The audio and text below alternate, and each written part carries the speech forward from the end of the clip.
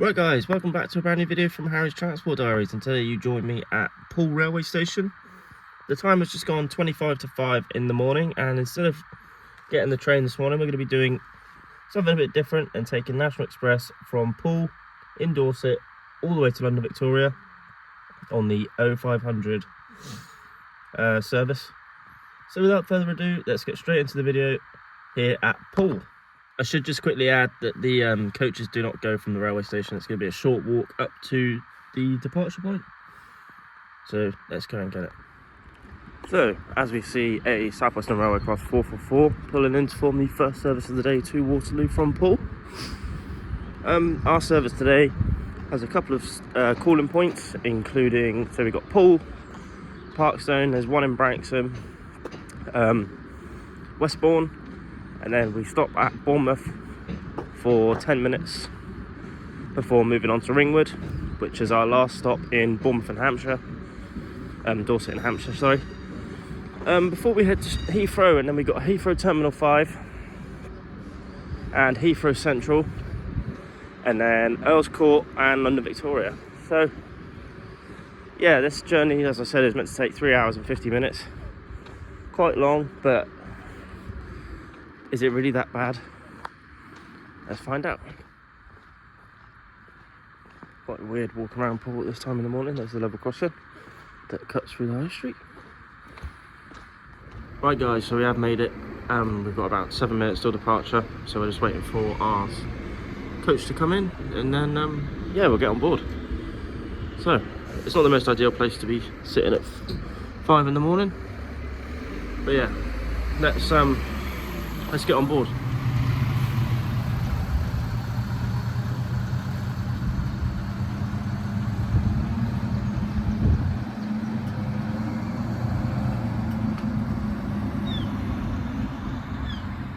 Right guys, so it has just gone 10 past 5. The Flixbus service has left on time.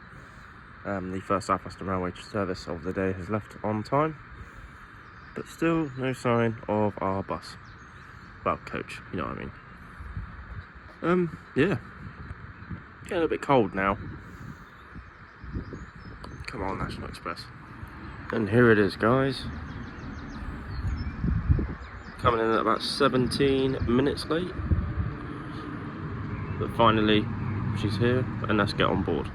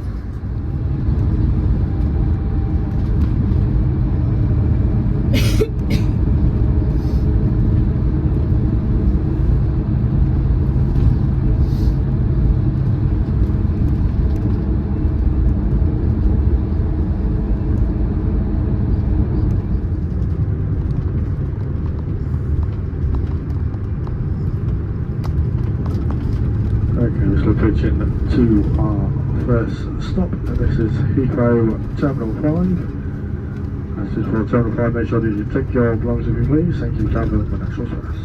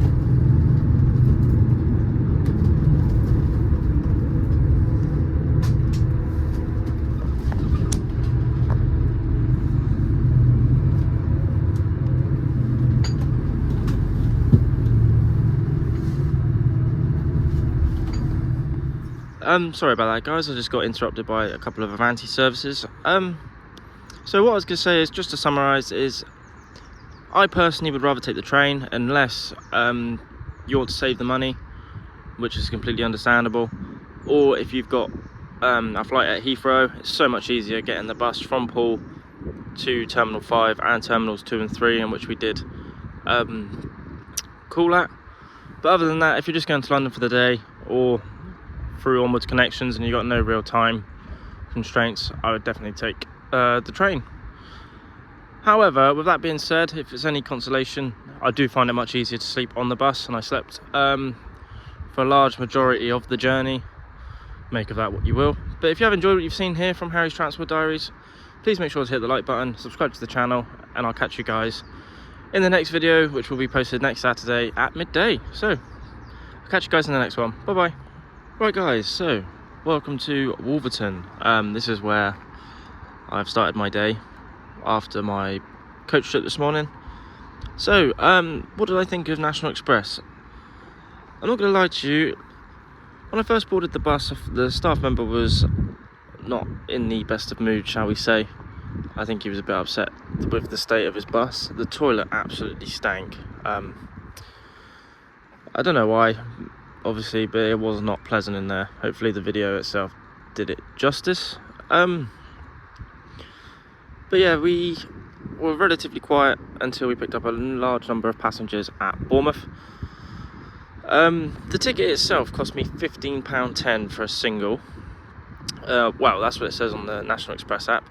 However, I did get a return for £23.15, which in comparison to the 0500 South Western Railway service we saw this morning, a single would cost you £19.10, which, you know, isn't too bad itself, but the return was £46 at the time of recording. So on a one-off basis, I would probably get the train next time for the 2 hours less that it took. Our service arrived in 15 minutes late into London. So yeah, one of those days really.